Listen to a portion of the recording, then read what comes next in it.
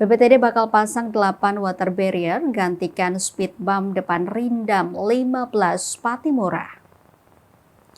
Kepala Balai Pengelola Transportasi Darat atau BPTD kelas 2 Maluku Hasan Bisri akhirnya buka suara menyikapi polemik speed bump di depan markas Komando Resimen Induk Daerah Militer atau Makorindam 15 Patimura, Negeri Suli, Kecamatan Salahutu, Maluku Tengah.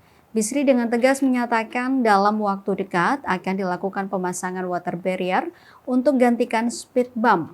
Sebanyak 8 unit water barrier sudah disiapkan dan tinggal dibawakan ke lokasi.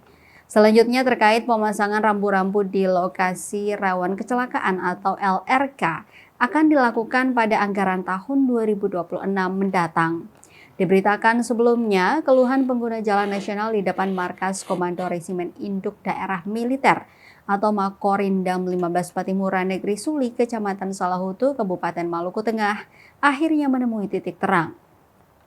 Komisi 1 Dewan Perwakilan Rakyat Daerah atau DPRD Provinsi Maluku mengambil langkah tegas menyepakati perombakan total terhadap pemasangan 3 baris polisi tidur yang meresahkan dan diduga melanggar standar keselamatan jalan. Keputusan ini dicapai dalam rapat dengar pendapat atau RDP Komisi 1 pada Jumat 24 Oktober 2025. Adapun rapat dihadiri dan Rindam 15 Patimura, Dirlantas Polda Maluku, Kasatker Balai Pelaksana Jalan Nasional atau BPJN, dan Dinas Perhubungan Maluku.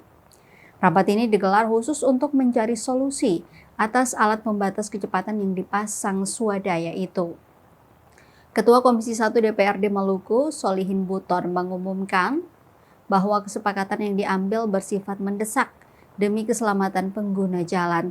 Polisi tidur yang kini terpasang rapat 3 baris akan dibongkar dan dipasang kembali dengan jarak berjauhan. Namun, skema pemasangan ulang ini hanyalah langkah sementara. Alat pembatas kecepatan ini harus dilepas setelah instansi yang berwenang, yaitu Balai Pengelola Transportasi Darat atau BPTD, menyelesaikan tugasnya memasang rambu-rambu lalu lintas yang memadai dan speed hump atau gundukan yang lebih lebar sesuai standar.